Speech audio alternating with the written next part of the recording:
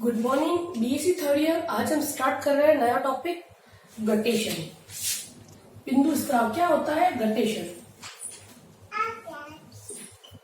Guttation या इसी को बोलते हैं बिंदु स्त्राव। ठीक है,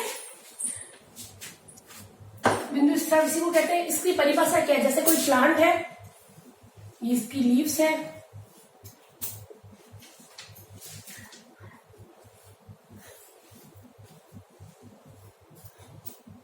इसकी रूट स्टेम, लीफ में से पानी का बूंदों के रूप में निकलना।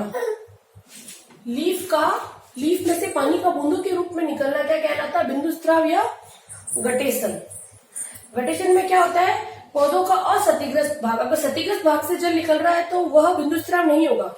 जो पौधों की पत्तियां होती है उनसे जब जल बूंदों के रूप में निकलता है उसे बोलते हैं हम बिंदु स्त्राव या गटेशन। ये कहां से निकलता है? जो पत्तियां होती है, जैसे ये लीफ है, लीफ की जो मिड रिप होती है, मध्य सिरा, उसके मध्य में से यहाँ पर से निकलता है बूंदों के रूप में ऐसे। ठीक है, ड्रॉप बाय ड्रॉप। और ये कैसा होता है? बूंदों के रूप में निकलता है। और यह जल कैसा होता है? अशुद्ध जल होता है। यह जल कैसा होता है? अशुद्ध जल। अशुद्ध जल होता है क्योंकि इसके अंदर अकार्बनिक व कार्बनिक पदार्थ उपस्थित होते हैं। क्यों होता है अशुद्ध? क्योंकि इसके अंदर क्या क्या होता है? एक तो कार्बनिक पदार्थ, कार्बनिक व अकार्बनिक पदार्थ उपस्थित होते हैं।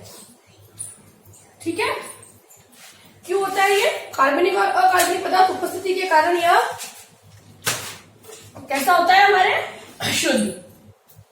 आए समझ में यहां तक?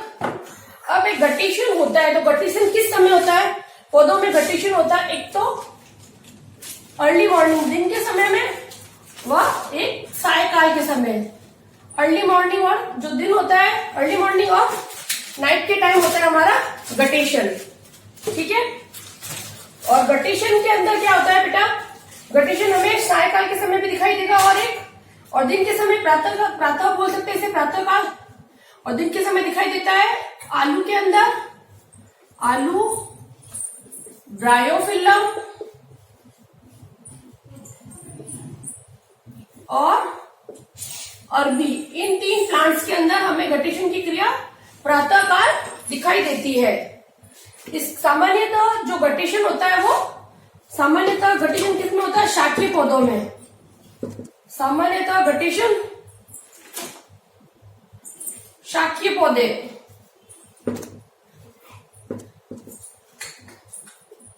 शाकीय पौधों में होता है। उनमें है, एग्जाम्पल है एक तो पोएसी, जितने भी घास फूल के पौधे होते हैं उनमें, और दूसरा कुकुरबिटेसी। कुकुरबिटेसी कुल में हमें क्या मिलेगा? गटेशन की क्रिया। ठीक है, और हम बता रहे गटेशन कब होता है? गटेशन होता है पौधों के अंदर मध्य सिरा। गटेशन की क्रिया में क्या होता है? जैसे पौधों की जो प्लांट्स के अंदर जो लीव्स होती है, लीव्स की मध्य सिरा में से जल का बूंदों के रूप में निकलना गटेशन या बिंदु स्त्राव कहलाता है। ठीक है, और इस प्रक्रिया में क्या होता है? जो पत्तियां होती है इनके अंदर कुछ छोटे छोटे छिद्रनुमा संरचना होती है। कहां से निकलता है अगर इसे हम बताएं तो इन संरचना को क्या कहते हैं? हम बता रहे हैं कि भाई पौधे के अंदर जो पत्तियां होती है, पत्तियों की मध्य सिरा से जल की बूंदों के रूप में निकलना। और क्या होता है? मध्य सिरा के ऊपर कुछ जी मध्य सिरा है, जैसे पत्ती के स्ट्रक्चर बनाते हैं हम, इसकी मध्य सिरा पर कुछ छोटे छोटे छिद्र उपस्थित होते हैं जहां से ये जल की बूंदें निकलती है। इन छिद्रों को क्या बोलते हैं? हाइड्रोथॉर्ड्स। ये जो छिद्र उपस्थित है इनको हमने बोला है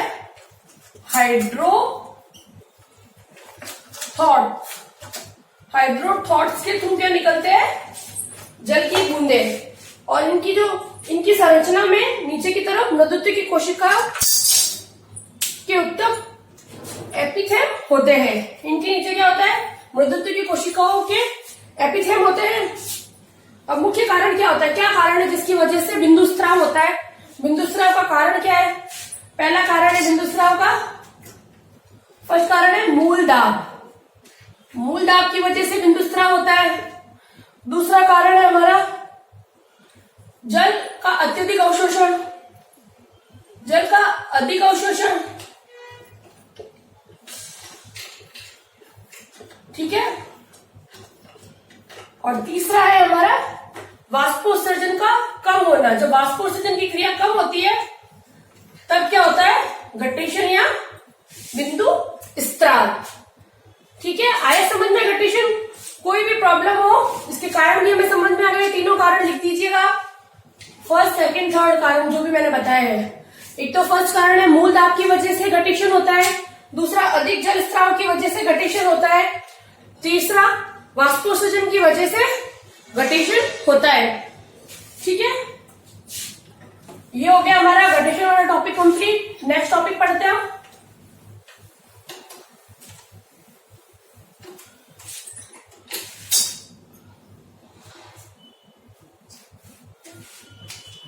नेक्स्ट टॉपिक है ब्लीडिंग। ब्लीडिंग या रस स्त्रावण।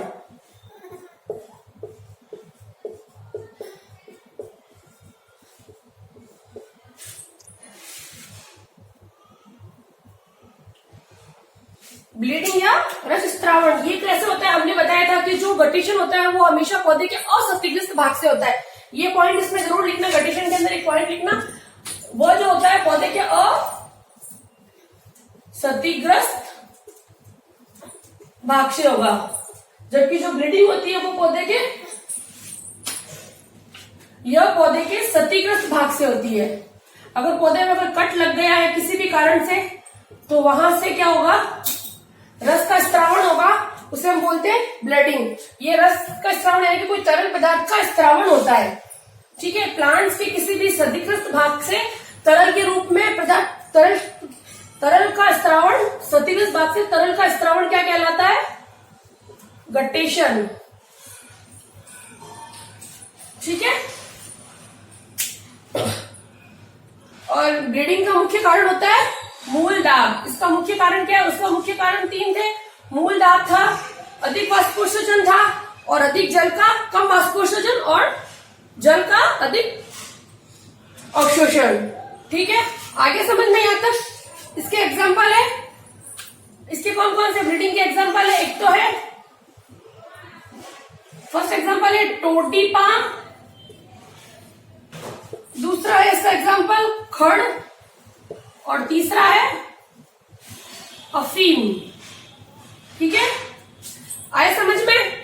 ये तीनों प्लांट्स इसके एग्जाम्पल है। ब्लीडिंग किसमें होती है? ब्लीडिंग होती है क्षतिग्रस्त भाग से तरल पदार्थ का स्त्रावण, ब्लीडिंग या रस स्त्रावण कहलाता है। इसका कारण क्या होता है? इसका कारण होता है, मुख्य कारण होता है इसका मूल दाब। मूल दाब के कारण ही रस का स्त्रावण होता है, ठीक है।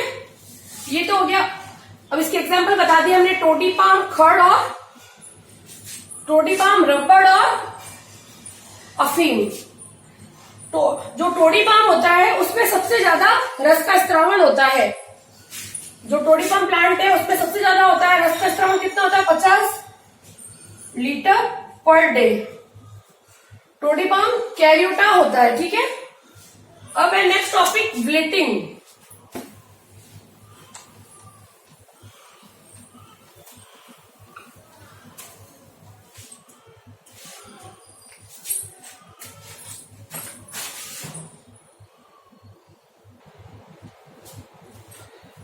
नेक्स्ट आगे पढ़ रहे हैं विल्टिंग। विल्टिंग या मुरझाना क्या होता है? लीफ के अंदर लंबे समय तक जल की कमी की वजह से जो लीफ की सेल्स होती है वो फ्लैसिड हो जाती है, सिकुड़ जाती है। जैसे ये एक प्लांट है, ठीक है, ये प्लांट है एक, ये नॉर्मल फेज में इसको लॉन्ग टाइम तक इसमें क्या हुआ, जल की कमी, जल नहीं दिया गया लंबे समय तक, तो क्या होगा, इसकी जो लीव्स है वो पूरी तरह से ऐसे सिकुड़ जाएगी। लीफ की जो सेल्स है उनमें विल्टिंग हो जाएगी, लीफ की सेल्स में फ्लैसिड फेज में चली जाएगी, ठीक है। इसे बोलते हैं विल्टिंग, ठीक है, मुरझाना। अब आपका आगे हम नया टॉपिक स्टार्ट कर रहे हैं आज, फोटोसिंथेसिस। न्यू टॉपिक है, न्यू पेज स्टार्ट कीजिए आप सब लोग। न्यू टॉपिक है हमारा फोटो सिंथेसिस। सिंथेसिस सबसे पहले तो हम फोटोसिंथेसिस के बारे में जब पढ़ते हैं तो सबसे पहले तो उसके रिएक्शन लिखते हैं कि भाई फोटोसिंथेसिस होता क्या है। जब एनवायरमेंट की कार्बन डाइऑक्साइड प्लस वाटर किसकी प्रेजेंस में, सनलाइट यूवी की प्रेजेंस में और क्लोरोफिल की प्रेजेंस में क्या बनाता है, ग्लूकोज का मॉलिक्यूल C6H12O6 प्लस ऑक्सीजन को लिबरेट करता है, साथ में कुछ वाटर के मॉलिक्यूल्स भी यहाँ पर लिबरेट होते हैं। अब पहले थोड़े इस रिएक्शन को हम कर ले। कितने होते हैं, 6 कार्बन डाइऑक्साइड के मॉलिक्यूल्स होते हैं, 12 वाटर के मॉलिक्यूल्स होते हैं और 6 ऑक्सीजन के मॉलिक्यूल्स निकलते हैं और वाटर के कितने मॉलिक्यूल्स बनते हैं। ठीक है, इसको हम क्या बोल सकते हैं, सनलाइट के साथ साथ इसको हम बोल सकते हैं फोटोन या क्वांटा, फोटोन और क्वांटा। ठीक है, फोटोन या क्वांटा इसे बोल सकते हैं हम। क्लोरोफिल, क्लोरोफिल कहाँ प्रेजेंट होता है, क्लोरोफिल प्रेजेंट होता है जो लीफ होती है उसके अंदर एक ऑर्गेनल्स होता है। ये लीफ है, लीफ के अंदर एक ऑर्गेनल्स होता है जिसको हम बोलते हैं डबल मेम्ब्रेन बाउंडेड ऑर्गेनल्स होता है जिसको हम बोलते हैं क्लोरोप्लास्ट। ये क्या है, क्लोरोप्लास्ट। क्लोरोप्लास्ट में प्रेजेंट होता है हमारा क्लोरोफिल पिगमेंट। इसीलिए बोलते हैं कि जो फोटोसिंथेसिस रिएक्शन के द्वारा प्लांट्स अपना भोजन बनाते हैं और ये भोजन कहाँ बनता है, लीफ के अंदर। ठीक है, अब हम बताते हैं कि भाई कौन सा क्या है, ये कार्बन डाइऑक्साइड ऑक्सीजन कैसे बनती है। यहां से जो कार्बन डाइऑक्साइड जब टूटती है तो वो क्या बनाती है, एक तो ऑक्सीजन, ठीक है, और ये जो वाटर मॉलिक्यूल्स होता है, वाटर मॉलिक्यूल बनाता है ऑक्सीजन। सॉरी थोड़ा सा गलत हो गया, mistake by mistake. Water molecule से तो निकलती है ऑक्सीजन, जो ये वाटर मॉलिक्यूल है वो तो निकलता है ऑक्सीजन, और कार्बन डाइऑक्साइड से बनती है कार्बोहाइड्रेट, शुगर मॉलिक्यूल। यहाँ पर ऑक्सीजन रिलीज होती है, साथ साथ में 6 मॉलिक्यूल ऑफ हाइड्रोजन भी रिलीज होती है। ठीक है, आई समझ में फोटोसिंथेसिस की रिएक्शन में क्या होता है, कार्बन डाइऑक्साइड वाटर से रिएक्शन करके सनलाइट की प्रेजेंस में क्लोरोफिल पिगमेंट के साथ मिलकर शुगर का मॉलिक्यूल बनाता है। तो क्या होता है, शुगर का मॉलिक्यूल के साथ साथ ऑक्सीजन रिलीज होती है। ऑक्सीजन एक कैसी है, प्राणदायी वायु भी बोलते हैं ऑक्सीजन को, हम श्वसन में ऑक्सीजन लेते हैं। ठीक है, और वाटर मॉलिक्यूल भी निकलते हैं 6। ठीक है, अब जब हम इसके बारे में पढ़ते हैं फोटोसिंथेसिस में हम कौन कौन से पॉइंट्स कवर करेंगे, तो पहले हम पॉइंट्स के बारे में लिखते हैं, कौन कौन से पॉइंट्स कवर करेंगे। फर्स्ट पॉइंट हम कवर करेंगे इसकी क्या हिस्ट्री है।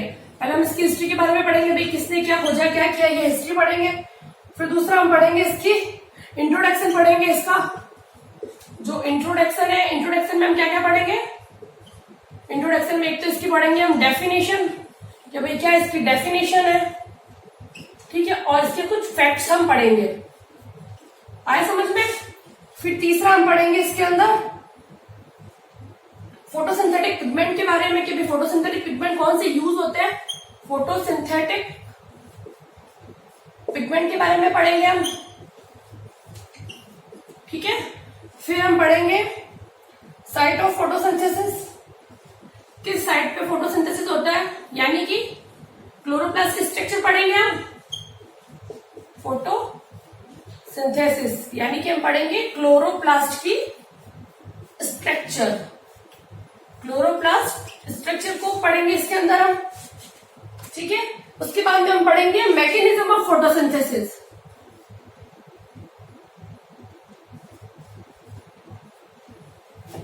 Mechanism of photosynthesis, mechanism of photosynthesis, इसको पीएस में लिख रही हूं मैं, कंफ्यूज मत होना, फोटोसिंथेसिस पीएस शॉर्ट में लिख रही हूं। ठीक है, उसके आगे हम जब मैकेनिज्म ऑफ फोटोसिंथेसिस पढ़ते हैं तो मैकेनिज्म ऑफ फोटोसिंथेसिस भी 2 टाइप्स की होगी, एक होगी लाइट रिएक्शन और डार्क रिएक्शन। तो 5th पॉइंट के ऊपर वापस यहाँ मैं लिखती हूँ, यहाँ पे जब हम मैकेनिज्म ऑफ फोटो रिएक्शन पढ़ते हैं, मैकेनिज्म ऑफ फोटोसिंथेसिस में हम 2 टाइप से पढ़ेंगे, एक तो डार्क रिएक्शन के बारे में पढ़ेंगे और एक हम पढ़ेंगे लाइट रिएक्शन के बारे में, लाइट रिएक्शन। और जब लाइट रिएक्शन पढ़ते हैं तो उसके अंदर भी हम आगे खूब सारे, इसको भी पूरा डिटेल में पढ़ेंगे, डार्क रिएक्शन को, लाइट रिएक्शन को। फिर हम पढ़ेंगे C2 साइकिल, C2 साइकिल पढ़ेंगे हम। C2 साइकिल को भी बोलते हैं फोटो रेस्पिरेशन, भी इसी को बोलते हैं फोटो रेस्पिरेशन, ठीक है। उसके बाद में हम पढ़ेंगे प्रकाश संश्लेषण को, फोटोसिंथेसिस को इफेक्ट करने वाले factor, effecting factor of photosynthesis, affecting factor of photosynthesis पढ़ेंगे हम। उसके बाद में हम डिटेल में पढ़ेंगे बैक्टीरियल फोटोसिंथेसिस, बैक्टीरियल फोटोसिंथेसिस पढ़ेंगे हम। फिर हम पढ़ेंगे heterotrophic angiosperms,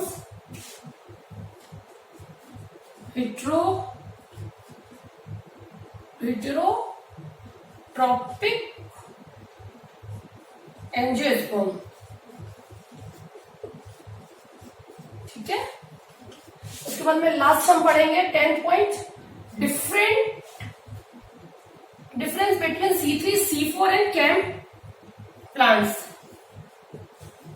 difference between C3, C4 and CAM plants. इन सब में क्या डिफरेंस होता है ये हम पढ़ेंगे, ठीक है। एक एक को अब हम डिटेल में पढ़ेंगे। ये तो हम क्या क्या इसमें फोटोसिंथेसिस में हम क्या क्या पॉइंट्स कवर करेंगे, 10 पॉइंट्स पूरे हम कवर करेंगे डिटेल में। अब फर्स्ट हम पढ़ते हैं फोटोसिंथेसिस की हिस्ट्री, ठीक है। फोटोसिंथेसिस की हिस्ट्री पढ़ते हैं फर्स्ट।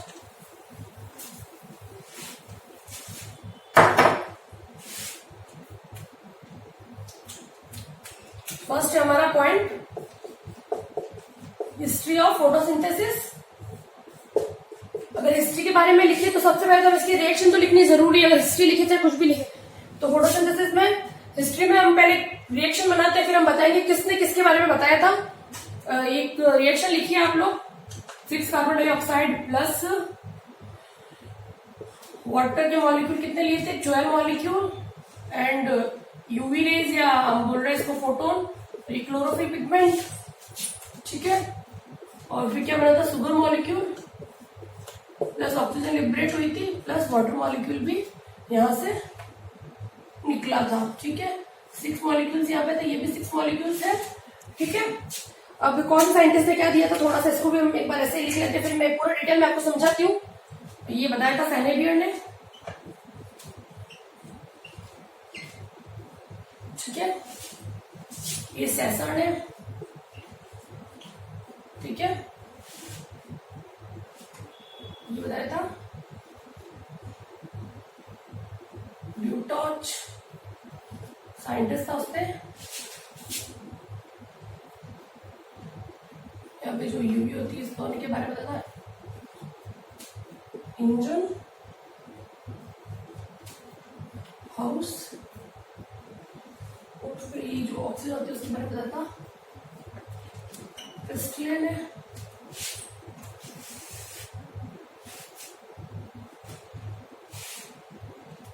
ठीक है, अब हम इसके बारे में फर्स्ट, इसके जो हिस्ट्री के बारे में बताते हैं। फर्स्ट हिस्ट्री में फर्स्ट पॉइंट है इसका, प्रकाश संश्लेषण की प्रक्रिया में जो कार्बन डाइऑक्साइड होता है उसकी अनिवार्य होती है। जो कार्बन डाइऑक्साइड होती है वो बहुत ज्यादा जरूरी होती है, अनिवार्य होती है। इसके बारे में सबसे पहले बताया था सेनेवियर साइंटिस्ट ने। ये जो साइंटिस्ट था इसने बताया था कि भाई प्रकाश संश्लेषण की रिएक्शन के अंदर कार्बन डाइऑक्साइड बहुत ज्यादा जरूरी होती है, अनिवार्य होती है। ये साइंटिस्ट किसने बताया था, सेनेवियर साइंटिस्ट ने बताया था। और फिर दूसरा पॉइंट है, जो कार्बन डाइऑक्साइड है वो वायुमंडल से रंध्रों के द्वारा पत्ती की कोशिकाओं में क्लोरोप्लास्ट तक पहुंचती है। ये कार्बन डाइऑक्साइड कैसे पहुंचती है, ये जो रंध्र होते हैं, लीफ की अगर एक स्ट्रक्चर बनाए, अगर हम इसकी इंटरनल स्ट्रक्चर बनाते हैं उससे मैं बताती हूँ कार्बन डाइऑक्साइड कैसे एंटर करती है लीफ के अंदर। जैसे ये लीफ की अगर एक सेल अपर एपिडर्मिस होती है, ये लोअर एपिडर्मिस, ये अपर एपिडर्मिस है। डायग्राम थोड़ा सा बड़ा बना तो अच्छे से समझना है। ये मानो अपर एपिडर्मिस है, इसके ऊपर स्टोमेटा प्रेजेंट है, ठीक है। ये लोअर एपिडर्मिस है, ये तो है हमारी अपर एपिडर्मिस, ठीक है। और ये है प्लांट्स में कई बार लोअर एपिडर्मिस में भी हमें स्टोमेटा मिल जाएंगे, ऐसा कोई बात नहीं है, दोनों में भी हो सकते हैं, दोनों सतह पे भी। बीच में हमारा मेसोफिल टिश्यू होता है, ये मेसोफिल होता है और बीच में इसका वेस्कुलर बंडल प्रेजेंट होता है। ठीक है, ये पूरा पैलिसेड टिश्यू है, पैलिसेड है, कुछ स्पॉन्जी होंगे इस टाइप से अगर जाए तो हम ये स्पॉन्जी है, बीच में वेस्कुलर बंडल है, बंडल सीट प्रेजेंट है मान लो। ठीक है, इस टाइप से एक डायग्राम बताया हमने, एक नॉर्मल डायग्राम। ये स्टोमेटा है। ठीक है, स्टोमेटा जो एनवायरमेंट की कार्बन डाइऑक्साइड होती है, जैसे कि ये एनवायरमेंट की कार्बन डाइऑक्साइड है। ठीक है, एनवायरमेंट में कार्बन डाइऑक्साइड, एटमॉस्फेयर में ये कार्बन डाइऑक्साइड प्रेजेंट है। ये लीफ की जो स्टोमेटा होते हैं उसके थ्रू लीफ के अंदर एंटर करती है। हमने बताया ये लीफ के स्ट्रक्चर है, लीफ के एनाटॉमी में हमने लीफ की इंटरनल स्ट्रक्चर बनाई है। हमने बताया जो कार्बन डाइऑक्साइड होती है एटमॉस्फेयर से स्टोमेटा के थ्रू लीफ के अंदर एंटर करती है। ठीक है, और एंटर करके कहाँ पहुंचती है? लीफ के स्टोमेटा तक। स्टोमेटा से ये पहुंचती है, पहले ये जाएगी, एनवायरमेंट की कार्बन डाइऑक्साइड आई, इसने एंटर किया स्टोमेटा में, और स्टोमेटा से जाएगी ये जो लीफ का क्लोरोप्लास्ट होता है, क्लोरोप्लास्ट। ठीक है, लीफ के क्लोरोप्लास्ट तक जाती है। एटमॉस्फेयर की जो कार्बन डाइऑक्साइड है वो लीफ के स्टोमेटा से होते हुए लीफ के क्लोरोप्लास्ट तक जाती है, क्लोरोप्लास्ट।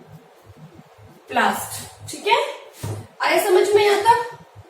ये तो हो गया फर्स्ट पॉइंट को मैंने पूरा डिस्क्राइब कर दिया कि भाई कार्बन डाइऑक्साइड बहुत ज्यादा जरूरी होता है। कार्बन डाइऑक्साइड की अनिवार्यता या सबसे ज्यादा जरूरी होना सबसे पहले बताया था सैनेडियर साइंटिस्ट ने। ठीक है, और इसने बताया था, उसके साथ ये भी बताया था कि जो कार्बन डाइऑक्साइड है वो वायुमंडल से लीफ की स्टोमेटा के थ्रू लीफ के अंदर एंटर करती है और लीफ के क्लोरोप्लास्ट तक पहुंचती है। ये पॉइंट क्लियर हो गया। अब हम सेकंड पॉइंट बताते हैं वाटर के बारे में। वाटर क्या है? प्रकाश संश्लेषण में वाटर की प्रक्रिया भी बहुत ज्यादा जरूरी होती है। इसके बारे में बताया था साइंटिस्ट डी सेंसर ने। एक साइंटिस्ट था डी सेंसर, उसने बताया था कि भाई वाटर भी प्रकाश संश्लेषण में बहुत ज्यादा जरूरी है। वाटर की अनिवार्यता के बारे में बताया था डी सेंसर ने। ठीक है, इस प्रक्रिया में जल कहां से अवशोषित होता है? अगर जल का अवशोषण बताए तो कहां से होता है भाई? ये प्लांट है, उसमें जो जड़ें उपस्थित होती है, ये जो जड़ का अगर एक स्ट्रक्चर बनाए तो जड़ के अंदर भी क्या होती है? मूल रोम होते हैं। तो जड़ों के जैसे एक प्लांट का एक स्ट्रक्चर बनाती हूँ मैं, ऐसे एक छोटा सा स्ट्रक्चर के थ्रू मैं समझाती हूँ। ये जड़ें हैं, जड़ों के द्वारा प्लांट क्या करते हैं? जल व खनिज लवणों का अवशोषण करते हैं।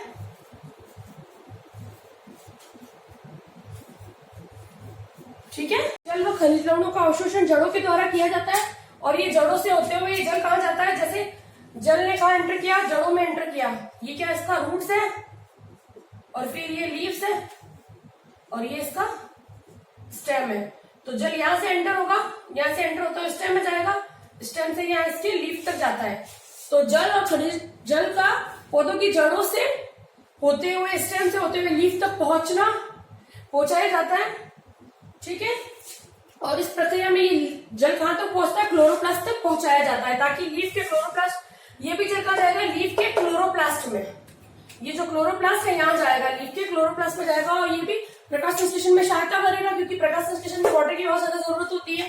और प्लांट वाटर कहां से लेते हैं? प्लांट हमेशा वाटर अपनी जड़ों के द्वारा भूमिगत जल को, या जो भी जल अंदर अवेलेबल है उस जल को वो अवशोषित करते हैं जड़ों के द्वारा। जड़ों में भी कौन सा भाग होता है? मूल रोम वाला भाग होता है, जो कि जल को अवशोषित करने का काम करता है। जड़ को वो अवशोषित कर तने तक पहुंचाएंगे, तने से यह पत्ती तक पहुंचाया जाएगा। जब पत्ती में यह पहुंचता है तो पत्ती के ये क्लोरोप्लास्ट के पास जाएगा। वो क्लोरोप्लास्ट क्या करेगा? कार्बन डाइऑक्साइड और वाटर के साथ मिलकर रिएक्शन करेगा। ठीक है, लाइट के प्रेजेंट में क्लोरोफिल पिगमेंट तो क्लोरोप्लास्ट के पास होता ही है।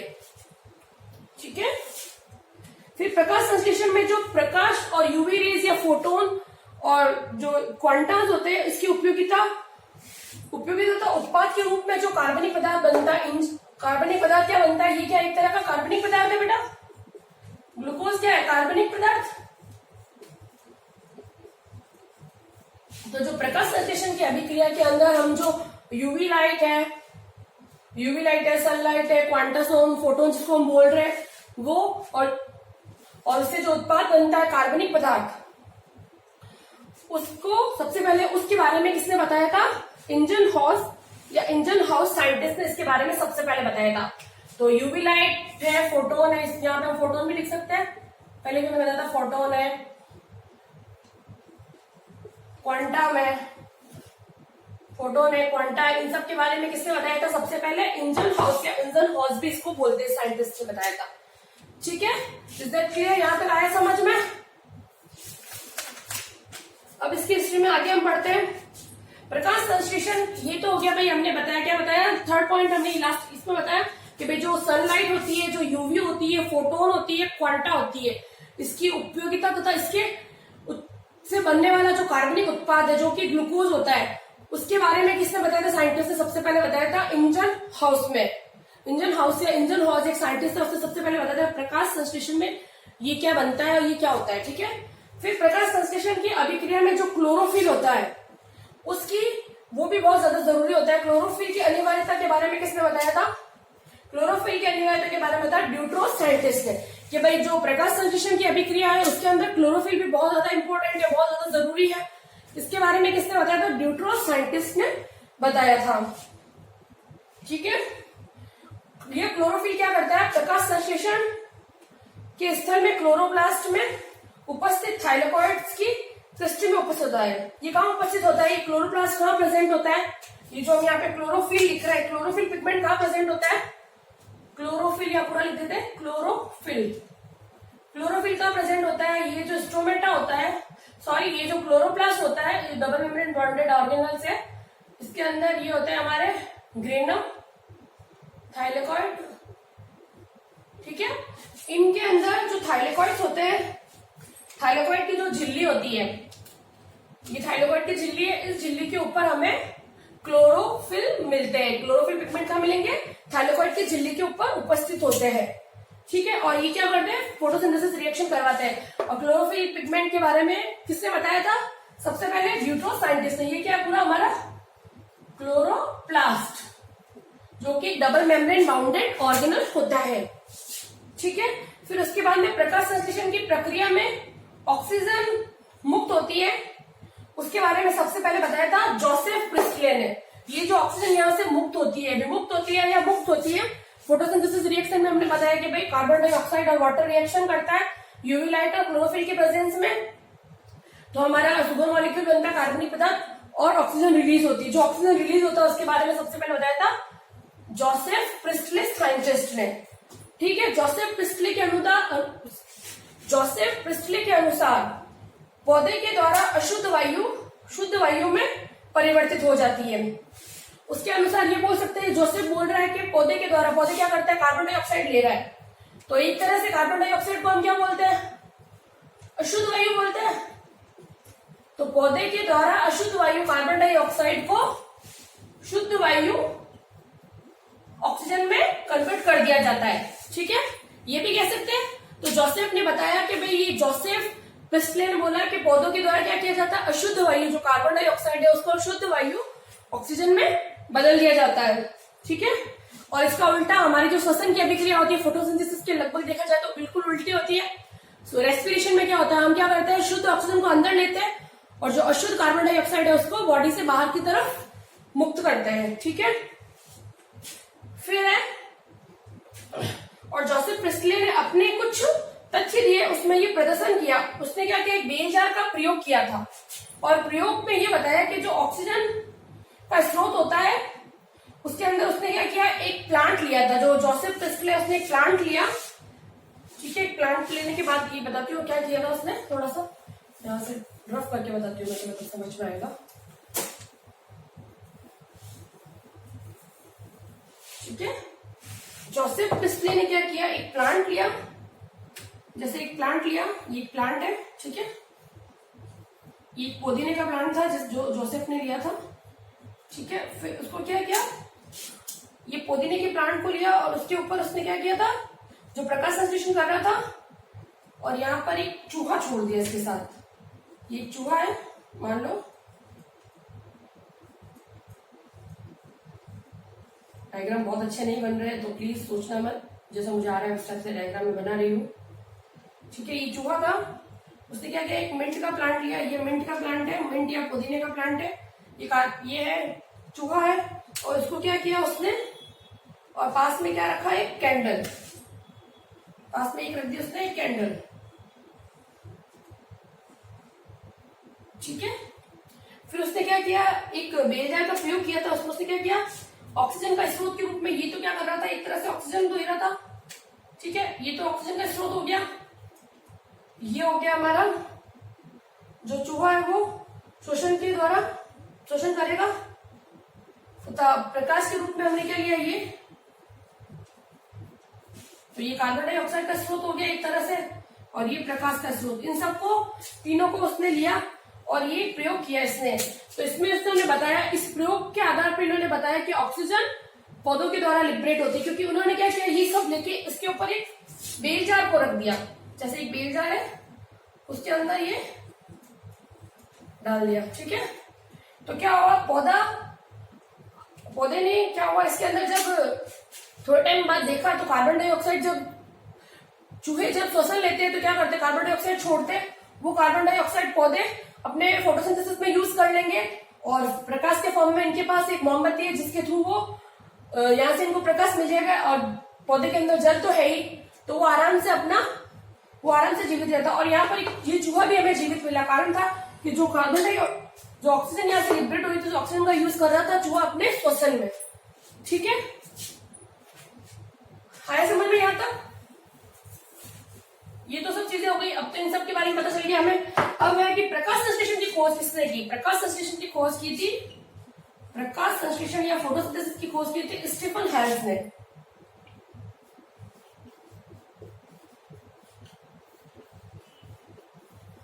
खोज की थी स्टीफन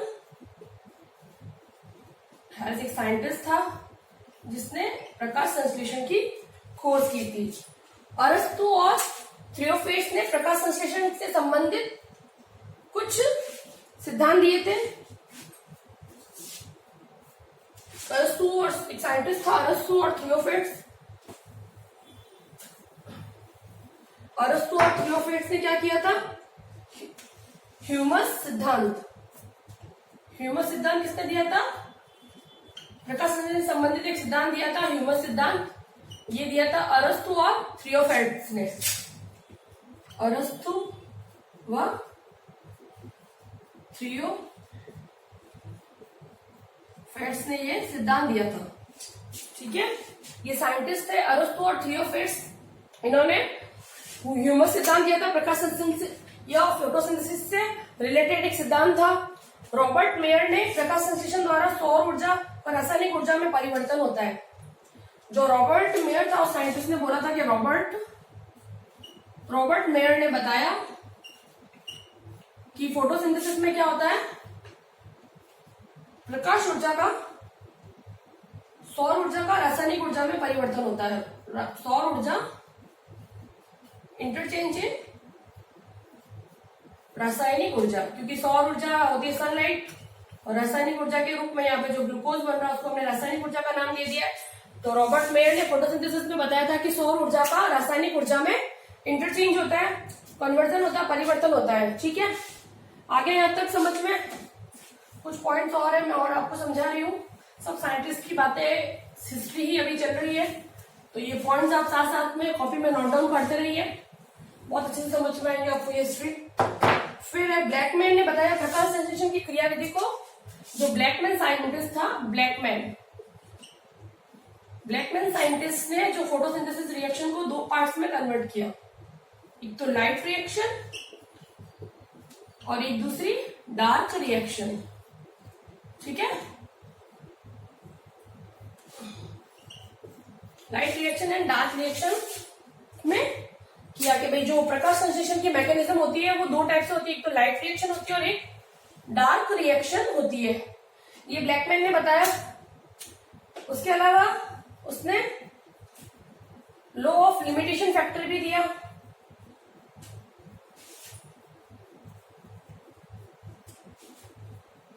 इसके साथ साथ उसने क्या दिया था, लॉ ऑफ लिमिटिंग फैक्टर्स के बारे में भी बताया था।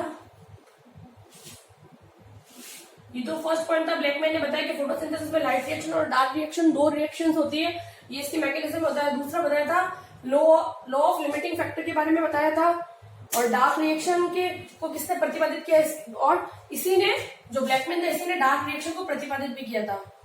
डार्क रिएक्शन को प्रतिपादित किसने किया था? ब्लैकमैन ने। ब्लैकमैन ही साइंटिस्ट था जिसने बताया था डार्क रिएक्शन कैसे होती है। ठीक है, आए समझ में यहां तक? फिर रॉबर्ट हिल ने, एक साइंटिस्ट था, रॉबर्ट हिल, उसने क्या किया था? लाइट रिएक्शन की खोज की थी। डार्क रिएक्शन की खोज किसने की थी? ब्लैकमैन ने। लाइट रिएक्शन की खोज की थी इसने। ठीक है, दूसरा इसने क्या किया था? जल का प्रकाशिक अपघटन के बारे में बताया था। जल का फोटोलाइसिस, प्रकाशिक अपघटन, प्रकाशिक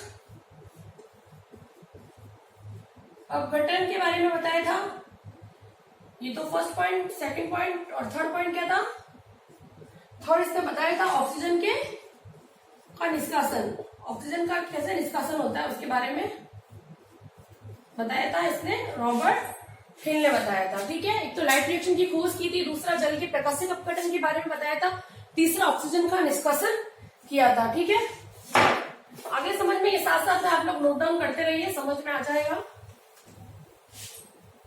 फिर नेक्स्ट हमारा हिस्ट्री में ये चल रहा है अभी तक। फिर जो वॉन नेली, जो साइंटिस्ट था वॉन नेल, उसने क्या किया था? जल में जो ऑक्सीजन का निष्कासन होता है, इस तथ्य को सबसे पहले प्रमाणित करने के लिए उसने क्या किया था? सल्फर बैक्टीरिया का अध्ययन करके बताया था, पर्पल सल्फर बैक्टीरिया। वॉन नेली ने क्या किया था? पर्पल सल्फर बैक्टीरिया के थ्रू जल से ऑक्सीजन के निष्कासन के बारे में सबसे पहले बताया था। जल से ऑक्सीजन के निष्कासन के बारे में बताया था कि वाटर से पर्पल सल्फर बैक्टीरिया के द्वारा। उसने क्या किया था? वॉन नेली ने सबसे पहले पर्पल सल्फर बैक्टीरिया के द्वारा क्या किया था? जल से ऑक्सीजन निकलती है, इसके बारे में सबसे पहले किसने बताया था? वॉन नेली ने। इसने क्या किया था? इसको प्रमाणित करने के लिए इसने क्या किया था? पर्पल सल्फर बैक्टीरिया का उपयोग किया था। ठीक है, फिर साइंटिस्ट ने यह बताया था कि भाई कैसे हुआ था, इसने पर्पल सल्फर बैक्टीरिया का यूज करके किया था, अध्ययन करके बताया था।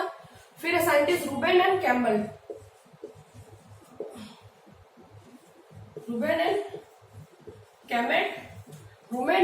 ने क्या किया था? इन्होंने रेडियो आइसोटोप ऑक्सीजन लिया था और उसके द्वारा बताया था कि भाई ऑक्सीजन निकलती है। इसकी पुष्टि के बाद ये पुष्टि की थी। इसके लिए इन्होंने क्या किया था? रेडियो लेबल आइसोटेप लिया था ऑक्सीजन का रेडियोटेप जो ऑक्सीजन थी, जो वाटर मॉलिक्यूल लिया था, उसके अंदर ऑक्सीजन कैसी थी? Radio label. कैसे थी? रेडियो लेबल ऑक्सीजन के फॉर्म में थी ऑक्सीजन। 18 को लिया था यहाँ पे जो थी, इसके थ्रू जब यहां से ये ऑक्सीजन रिलीज हुई 18 वाली, तब हमें पता चला कि भाई ऑक्सीजन वाटर से रिलीज होती है। इसकी पुष्टि करने के लिए इन्होंने क्या किया था? रेडियो लेबल ऑक्सीजन वाले वाटर का यूज किया था। एक वाटर का मॉलिक्यूल बनाया था जिनके अंदर ऑक्सीजन को रेडियो लेबल कर दिया था। इससे हमें पता चल गया कि भाई जो ऑक्सीजन रिलीज होती है वो रेडियो लेबल्ड है, तो इसका मतलब ऑक्सीजन हमेशा वाटर से ही रिलीज होती है। ठीक है, रूबर और कैम्बेट का साइंटिस्ट, इन्होंने पुष्टि की, ये भी पता चल गया ऑक्सीजन का। फिर इमर्सन एर्नोल्ड ने, साइंटिस्ट है इमर्सन एंड एर्नोल्ड, ये साइंटिस्ट है। इन्होंने क्या किया था? पिगमेंट सिस्टम 1 व पिगमेंट सिस्टम 2 की खोज की, और इसके अलावा रेड ड्रॉप इफेक्ट, एक तो ये किया, इसके अलावा रेड ड्रॉप इफेक्ट, इसके बारे में बताया था। इसकी खोज की पिगमेंट सिस्टम 1st और 2nd की, इसके अलावा red drop effect, Emerson enhancement effect के बारे में बताया था। Immersion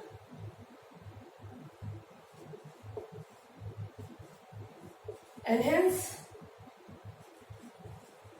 effect. ठीक है, इन साइंटिस्ट ने क्या किया था?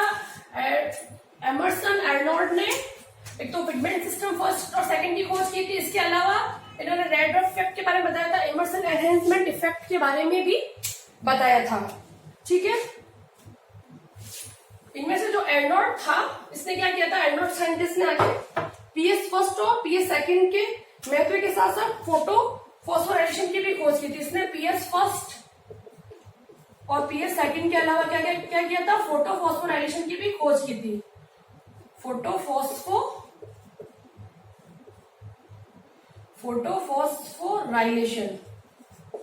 फॉस्फोराइलेशन की भी खोज की थी एर्नोट ने।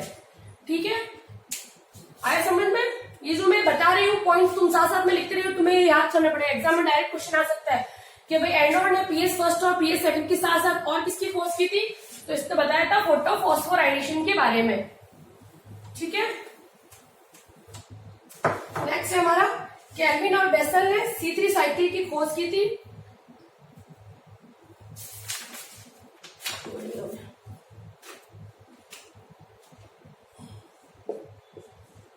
केल्विन एंड बेंसन ने C3 साइकिल की खोज की थी। कहां की थी? क्लोरेला में। और स्केडोवक्स नाम की एक क्लोरेला नाम की एक ग्रीन एल्गी थी, इसके अंदर इन्होंने क्या किया था, किसकी खोज की थी? C3 साइकिल की खोज की थी केल्विन और बेंसन ने क्लोरेला ग्रीन एल्गी के अंदर। और इस साइकिल के स्टडी के लिए इन्होंने भी क्या किया था, इस साइकिल की जब इन्होंने स्टडी की थी तो इन्होंने भी रेडियो आइसोटेप यूज किया था। रेडियो आइसोटोप कौन सा रेडियो आइसोटोप यूज किया था इन्होंने? C14 रेडियो आइसोटोप यूज किया था। ठीक है, इस साइकिल की स्टडी के लिए इन्होंने भी क्या किया था, C14 आइसोटोप यूज किया था। फिर नेक्स्ट है एच स्कैल ने क्या किया था, C4 साइकिल की खोज की थी। ठीक है, और ये खोज किसमें की थी इन्होंने? जो गन्ने का प्लांट होता है, शुगरकेन के प्लांट में, गन्ने के प्लांट में की थी। ठीक है, फिर नेक्स्ट है C3 हो गया, C4 हो गया। अब है हमारा कैम साइकिल। इसके बता दें कैम साइकिल की खोज किसने की थी?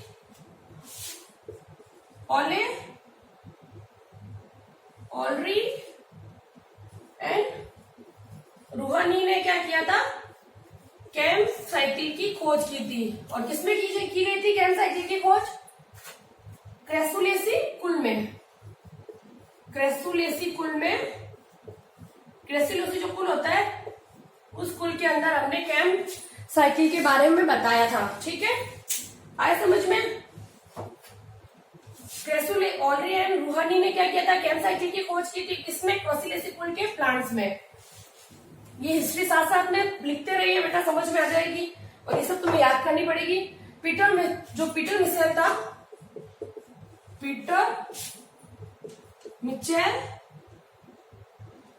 इसने फोटो फॉस्फोराइलेशन से संबंधित कीमोस्मोटिक थ्योरी दी थी। जो फोटो फॉस्फोराइलेशन से संबंधित कीमोस्मोटिक थ्योरी दी थी। कीमोस्मोटिक थ्योरी किसने दी थी? पीटर मिसेल ने दी थी। फोटो फॉस्फोराइलेशन से संबंधित कीमोस्मोटिक थ्योरी दी गई थी पीटर मिसेल के द्वारा। ठीक है, और ये थ्योरी इसने प्रतिपादित की थी पीटर मिसेल ने। ठीक है, फिर नेक्स्ट साइंटिस्ट का नाम है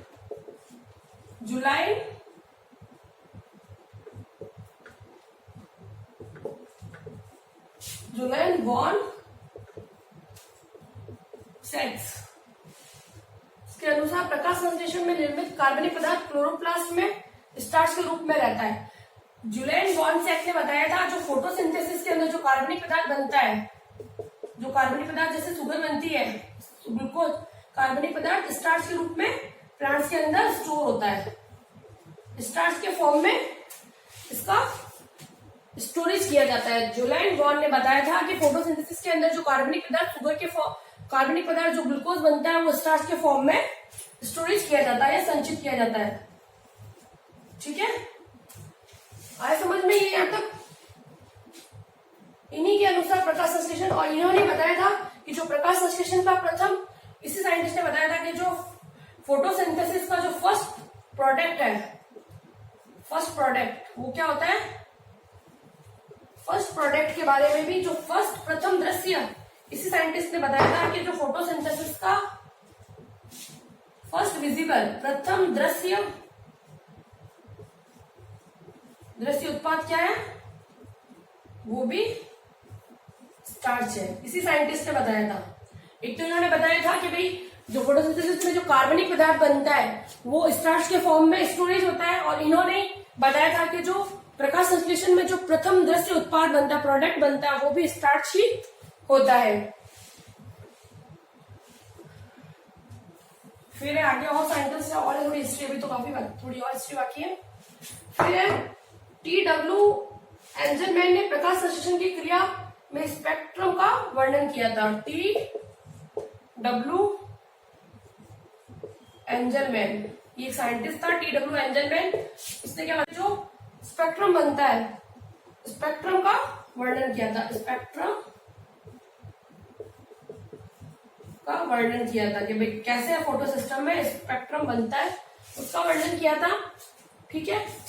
फिर नेक्स्ट है बुन्सेन-गॉट ने प्रकाश संश्लेषी में पीक्यू को, प्रकाश संश्लेषी गुणांक के बारे में बताया था। बुन्सेन-गॉट ने पीक्यू के बारे में बताया था। पीक्यू क्या होता है? प्रकाश संश्लेषी गुणांक। प्रकाश संश्लेषी गुणांक, इसके बारे में किसने बताया था सबसे पहले? बुन्सेन-गॉट ने क्या बताया था? प्रकाश संश्लेषी गुणांक या पीक्यू के बारे में बताया था।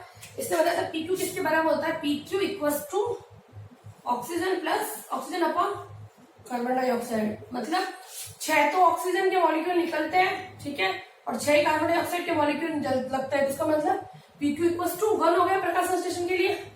प्रकाश संश्लेषी गुणांक कितना हो गया? 1।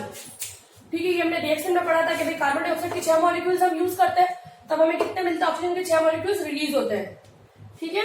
Thank you so much. कल हम पढ़ेंगे फोटोसिंथेसिस के इंट्रोडक्शन के बारे में। आज हमने इसकी पूरी हिस्ट्री पढ़ी है।